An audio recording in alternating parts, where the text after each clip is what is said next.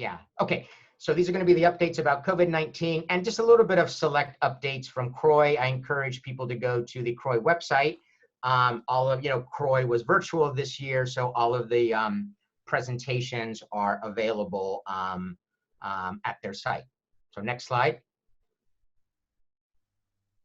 Okay, these are my disclosures. Next slide.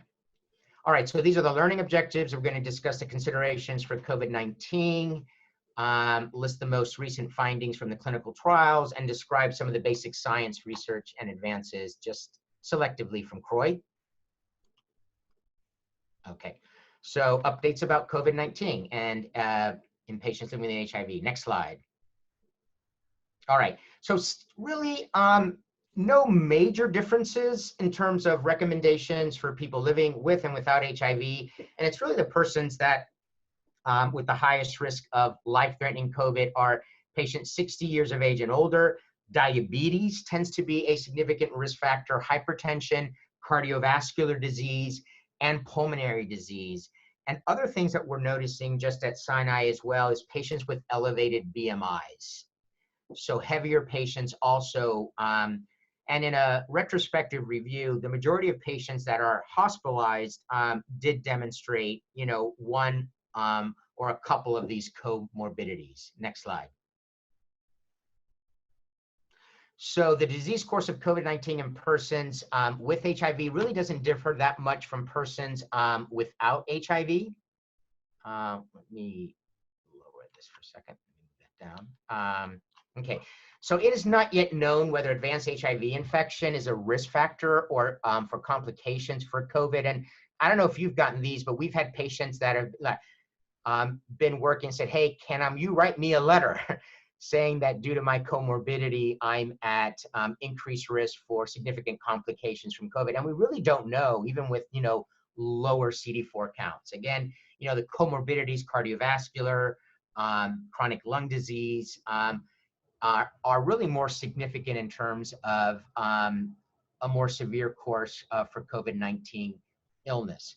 This also includes chronic smokers, and a great time to quit smoking right now.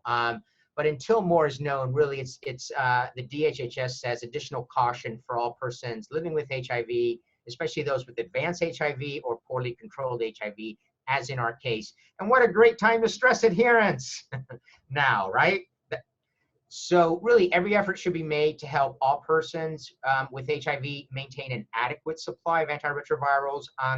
We were really pushing for 90-day supplies. We've had some pushback with some of the insurers, but ADAP will cover 90-day supplies. Importantly, it's to have updated influenza and pneumococcal vaccination. So there's still influenza that's circulating. So to make sure that we have up-to-date vaccinations for our patients. And then really persons with HIV should follow the same CDC recommendations. So social distancing, proper hand hygiene. And that now the CDC is likely to upgrade their recommendations that we all wear masks. Especially when we're enclosed somewhere or if we're having prolonged face-to-face contact. And the reason for that is that from a retrospective review from Wuhan, they demonstrated that maybe anywhere from 20 to 40% of all infections are due to asymptomatic shedders or pre-symptomatic shedders. And it's not just coughing and sneezing, but it's also exhaling, and we all exhale. So it's that prolonged contact with people. So there was a case cohort of a Seattle choir where really the only risk was that they were close together and that they were singing. So next slide. So persons with HIV should maintain on hand at least a 30-day supply, ideally 90. I just prescribed 90, and I let the pharmacies kind of hash it out with the insurers, and then they'll typically just default to 30. Consider changing to mail order delivery of medications when possible. If a regimen switch is planned, really consider delaying the switch until close-up and monitoring are possible.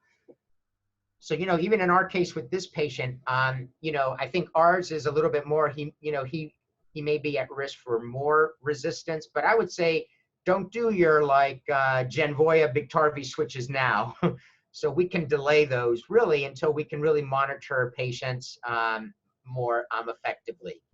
So there was a lot of initial kind of buzz about maybe lopinavir, boosted lopinavir, having anti-COVID activity. So it was used as an off-label treatment for COVID in the initial clinical trials in China. But the recommendations are that the antiretroviral regimen should not be changed to include a PI, really to prevent or to treat anyone with COVID. Data from a small open label study found no difference between 14 days of boosted lopinavir and standard of care with regard. So it doesn't look like really protease inhibitors have any role really with patients with COVID-19. Next slide.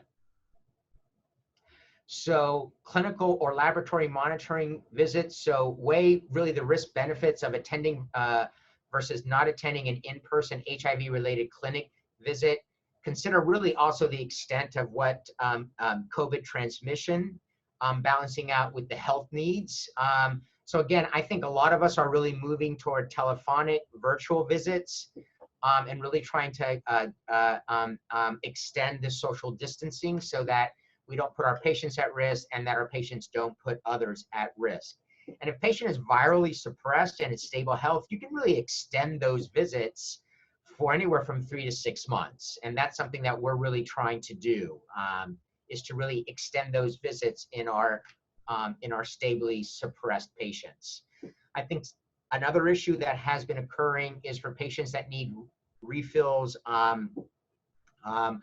for opioid treatments, so buprenorphine, methadone.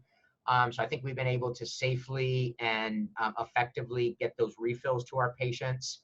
So again, this should not be a time to interrupt those therapies. Next slide. So pregnant individuals, so there's really limited information on pregnancy and on maternal outcomes. There's possibly increased susceptibility to any viral respiratory infections, including COVID, and they have been documented. There is risk for severe illness, morbidity, or mortality in pregnant individuals versus the general population. And there have been adverse pregnancy outcomes that have been published.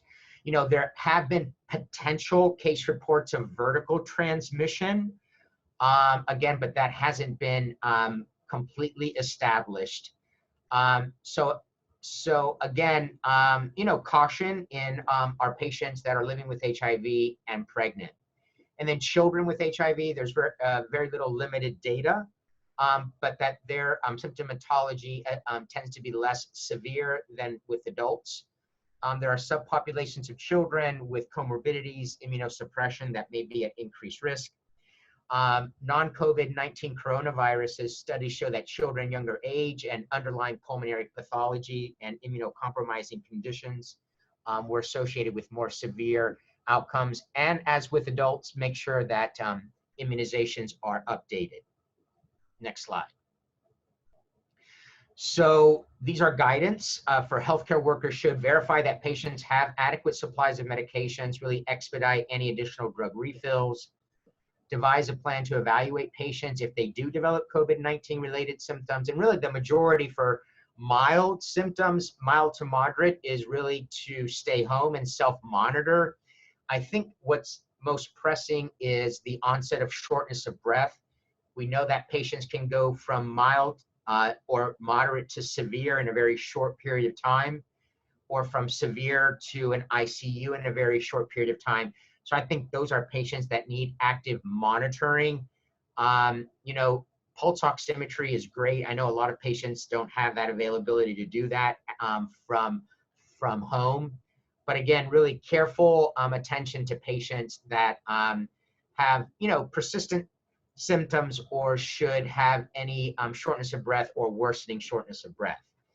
And then make sure patients have access to their healthcare providers to really report any symptoms that they have. And again, not just for touch-ins, for medical questions, but also for mental health questions. I think, quarantines, isolations can be very destabilizing for our patients, especially those with underlying mental health conditions such as depression and anxiety. Next slide.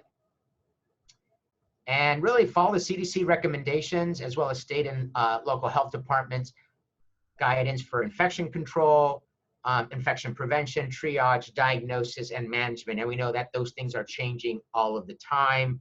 I know at Sinai, we have access to a lot of clinical trials for hospitalized patients. They're providing hydroxychloroquine, azithromycin. What you have to be careful for with there is the prolonged QT prolongation. So we have algorithms for that. But there are also drugs, tocilizumab, so for the cytokine release syndrome, and others as well, mesenchymal stem cells. But what they're noticing is that maybe there's very significant lung injury, and that may be caused by hematophagocytic lymphocystiosis, or HLH, and that responds to different treatments, different interleukin inhibitors than for cytokine release syndrome. So again, that's also something that's emerging, and it doesn't look like steroids. It's plus or minus if they have any benefit. Next slide. So again, persons with HIV should follow the CDC recommendations. If fever or symptoms, access to their healthcare provider. Really, if you are going to see them in your clinic, that you have a protocol for them calling in advance, and you do a screen. Make sure they cover their, nose and mouth, implement good hygiene.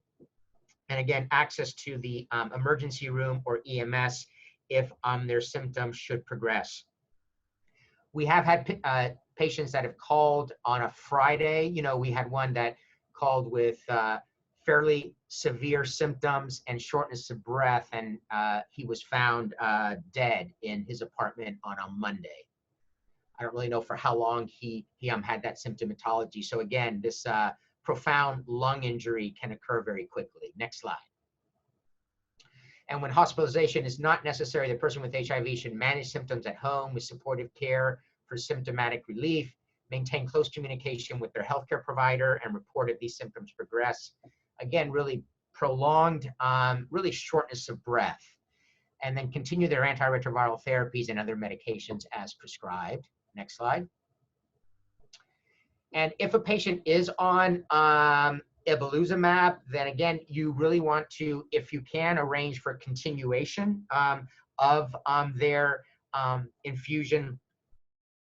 For now, really not significant drug-drug interactions with the hydroxychloroquine and the azithromycin. Some of these monoclonal antibodies infusions can have side effects, but typically not drug-drug interactions. And then, if patients are critically ill and in the ICU, then really working with the pharmacist and converting, oral tablets into either crushed or liquid formulations. And that's where I think our pharmacists can be of great assistance with that. Next slide. So again, patients that are hospitalized, there's a lot of trials that are being done. And again, make sure that we all know those protocols and that we can have access to those clinical trials earlier rather than later. It looks like with the convalescent plasma that it's best if it can be administered within 4 days of symptoms. It looks like after 4 days, even those convalescent antibodies treatments may not be as effective. Next slide. So that's kind of the update there for COVID-19. Again, not much differences in our patients living with HIV than those that are not. It really seems like the comorbidities are really driving a lot of the hospitalizations and the requirements for ICUs. And those are mainly the diabetes, the hypertension, and the pulmonary conditions like COPD and asthma. Okay, so I'm going to shift.